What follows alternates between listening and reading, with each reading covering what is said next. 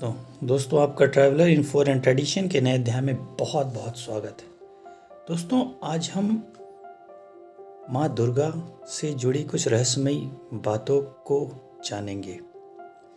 दोस्तों क्यों माता शक्ति माँ भगवती का नाम दुर्गा पड़ा था? दोस्तों पुरातन काल में दुर्गम नाम का एक अत्यंत बलशाली दैत्य हुआ करता था। उसने ब्रह्मा जी को प्रसन्न करके समस्त वेदों को अपने अधीन कर लिया, जिस कारण सारे देवगण का बल छिन्न हो गया। इस घटना के उपरांत दुर्गम ने स्वर्ग पर आक्रमण करके उसे जीत लिया और तब समस्त देवगण एकत्रित हुए और उन्होंने माँ देवी भगवती का आह्वान किया और फिर देवगण ने उन्हें अपनी व्यथा सुनाई। तब माँ भगवती ने समस्त देवगण को दैत्य दुर्गम के प्रकोप से मुक्ति दिलाने का आश्वासन दिया। दोस्तों माँ भगवती ने दुर्गम का अंत करने का प्रण लिया था। यह बात जब दुर्गम को पता चली तब उसने स्वर्ग लोक पर पुनः आक्रमण कर दिया और तब माँ भगवती ने दैत्य दुर्गम की सेना का संहार किया और अंत में दुर्गम को भी मृत्यु लोक पहुंचा दिया। माँ भगवती ने दुर्गम के साथ जब अंतिम युद्ध किया था तब उन्होंने भुवनेश्वरी, काली, तारा, छिन्नमस्ता, भैरवी, बगला तथा दूसरी अन्य महाशक्तियों का आह्वान करके उनकी सहायता से दुर्गम का पराजित कर दिया था। दोस्तों इस भीषण युद्ध में विकट दैत्य दुर्गम को पराजित करके उसका वध करने पर माँ भगवती का नाम से वो प्रख्यात हो गई और तब से उन्हें दोस्तों माँ दुर्गा भी कहा जाने लगा।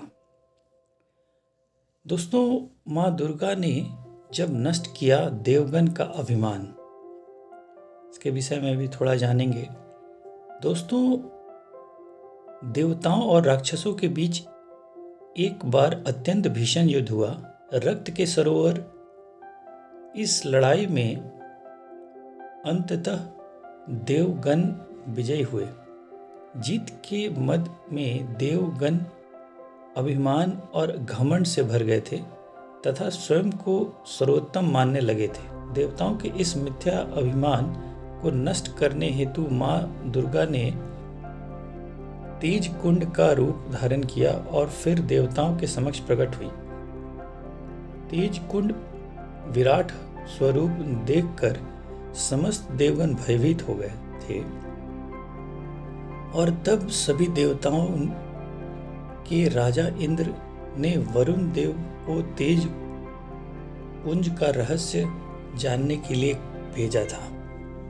दोस्तों तेज पुंज के सामने जाकर वरुण देव अपनी शक्तियां का बखान करने लगे और तेज पुंज से उसका परिचय मांगने लगे। तब तेज पुंज ने वरुण देव के सामने एक अदना सा छोटा सा तिनका रखा और उन्हें कहा कि तुम वास्तव में इतने बलशाली हो जितना तुम खुद को बखान कर रहे हो, तो इस तिनके को जरा उठाकर तो दिखाओ। दोस्तों वरुण देव ने एड़ी चोटी का बल लगा दिया पर उनसे यह तिनका रत्ती भर भी नहीं हिला और उनका घमंड चूर चूर हो गया। अंत में वह वापस लौटे और उन्होंने वह वास्तविकता देव इंद्र को बताई। दोस्तों देव इंद्र ने फिर अग्नि देव को भेजा। तब तेज पुंज ने अग्नि देव से कहा कि अपने बल और पराक्रम से इस तिनके को भस्म करके वो दिखाएं जरा। दोस्तों अग्निदेव ने भी इस कार्य को पार लगाने में उनकी समस्त शक्तियां झोंक दी पर कुछ भी नहीं हो पाया। अंत में वह भी सिर झुकाए इंद्रदेव के पास लौट आए। इस तरह एक एक करके समस्त देवता तेज पुंज की चुनौती से परास्त हो गए।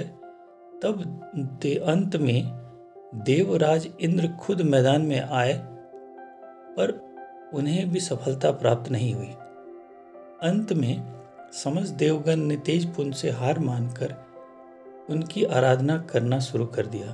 तब तेज पुंज रूप में आई मां दुर्गा में अपना वास्तविक रूप दिखाया और देवताओं को यह ज्ञान दिया कि मां शक्ति के आशीष से आप सब ने दानवों को परास्त किया है।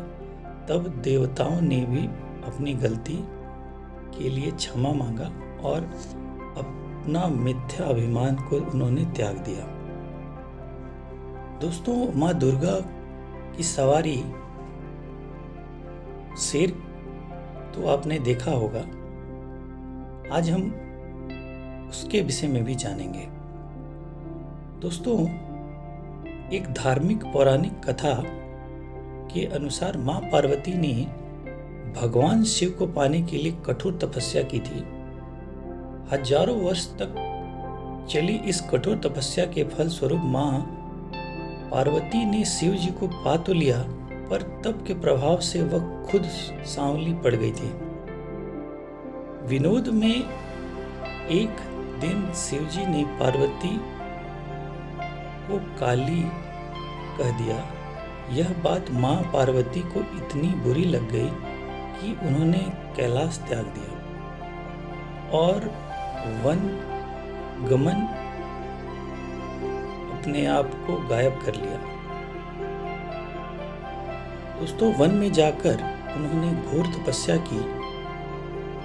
उनकी इस कठिन तपस्या के दौरान वहां एक भूखा शेर उनका भक्षण करने के इरादे से आ चढ़ा, लेकिन तपस्या में ली मां पार्वती को देखकर वह शेर चमत्कारिक रूप से वहीं रुक गया और मां पार्वती के सामने बैठ गया और उन्हें निहारता रहा जब तक वो तपस्या करती रहीं।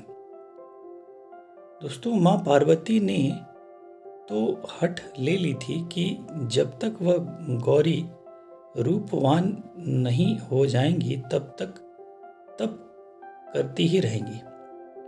दोस्तों, शेर भी भूखा प्यासा उनके सामने बरसों तक बैठा रहा। अंत में शिवजी प्रकट हुए और मां पार्वती को गौरी होने का वरदान देकर अंतर ध्यान हो गए। दोस्तों, इस प्रसंग के बाद पार्वती मां गंगा स्नान करने गईं। तब उनके अंदर से एक और देवी प्रकट हुई और मां पार्वती गौरी बन गई। दोस्तों, उनका नाम इसलिए गौरी पड़ा था। और दूसरी देवी जिनका स्वरूप श्याम था, उन्हें कौशिकी नाम से भी जाना गया। दोस्तों, स्नान संपन्न करने के उपरांत मां पार्वती वापस लौट रही थी। तब उन्होंने देखा कि वहां एक शेर बैठा है जो उनकी ओर बड़े ध्यान से देखे जा रहा है।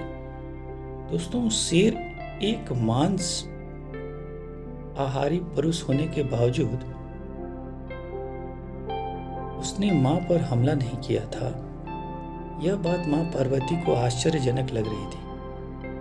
फिर उन्हें अपनी दिव्य शक्ति से यह आभास हुआ कि वह शेर तो तपस्या के दौरान भी उनके साथ वहीं पर बैठा था। और तब मां पार्वती ने उसे शेर को आशीष देकर अपना वाहन बना लिया। तब से दोस्तों, वह शेर मां की सवारी के रूप में जाना गया। आशा है दोस्तों, आपको हमारी जानकारी पसंद आई होगी। आपका बहुत बहुत धन्यवाद।